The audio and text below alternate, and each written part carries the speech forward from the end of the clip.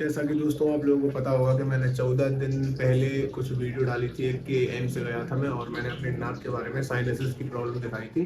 तो उन्होंने मुझसे कहा था कि आप कुछ दवाई ले जाइए और वो 14 दिन बाद यूज़ करके ख़त्म करके मुझे वापस दिखाने के लिए आना। तो आज 14 दिन हो चुके हैं, वो दवा भी ख़त्म हो चुकी है। तो मैं आज फिर से जा रहा हूँ एम्स और वहाँ पे दिखाने जा रहा हूँ। अब देखते हैं कि क्या डिसीजन लेते हैं डॉक्टर, या मेरी नाक का साइनसेस का सेप्टोप्लास्टी या राइनोप्लास्टी ऑपरेशन करेंगे या फिर कुछ और दवा देंगे, देखते हैं। चलिए, तो हम रेडी हो चुके हैं बानियान वानियान पहन के। चलिए चलते हैं।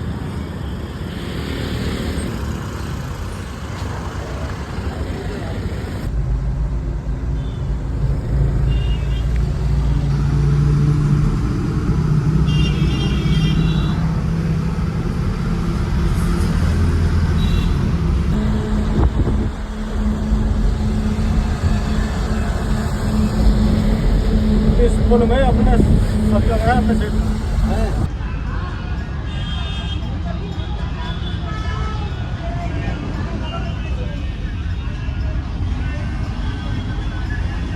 तो हम गए थे एम्स, जैसा कि हमने आपको बताया था कि एम्स जाके पता करेंगे कि अब क्या होता है। तो 14 दिन का तो जो हमारा ट्रीटमेंट था वो पहले चल चुका है, आपने वीडियोस में देखा होगा। अब मैं 14 दिन के बाद आया था यहाँ पे। तो यहाँ पे आने के बाद डॉक्टर ने मुझसे बोला कि उस दवा से कोई रिज़ल्ट समझ में आया है, कुछ आपको समझ में आ रहा है कि मतलब ठीक हो रहे हैं या कोई नॉर्मल लग रहा है आपको। तो हमने कहा ऐसा कुछ नहीं है, हमें नज़ल ड्रॉप डालनी ही पड़ती है क्योंकि उसके बिना नाक से सांस ही नहीं आती बिल्कुल। तो उन्होंने मुझसे बोला कि आप एक काम करिए, तो फिर अपन जो इसका ऑपरेशन है उसके बारे में अपन डिस्कस करते हैं। तो उन्होंने मुझसे अच्छे अच्छे क्वेश्चन किए, क्या करवाने, कैसे, मतलब क्या दिक्कत है आपको, कैसी क्या दिक्कत आ रही है, कहाँ पे, यहाँ दर्द तो नहीं हो रहा है, यहाँ तो नहीं होता, यहाँ तो नहीं होता, फेस भारी लगता। मैंने बताया उनको कि फेस भारी लगता है और नाक से सांस नहीं आती, पढ़ने में डिस्टर्ब होता है, भारी भारी लगता है, सर्दी रहती बार बार, और मेन बात नाक से सांस नहीं आती तो दिक्कत होती है। तो उन्होंने कहा कि ठीक है, तो अगले महीने अपन ऑपरेशन का प्लान करते हैं और अभी आपको 1 मंथ के लिए फिर से ट्रीटमेंट चलेगा। ऑपरेशन के पहले दवाइयाँ कुछ खानी पड़ेंगी आपको। तो उन्होंने मुझे 5 या अराउंड 6 5,5 हज़ार तक के आसपास की दवाइयाँ लिखी हैं, वो मैं लेके आया हूँ।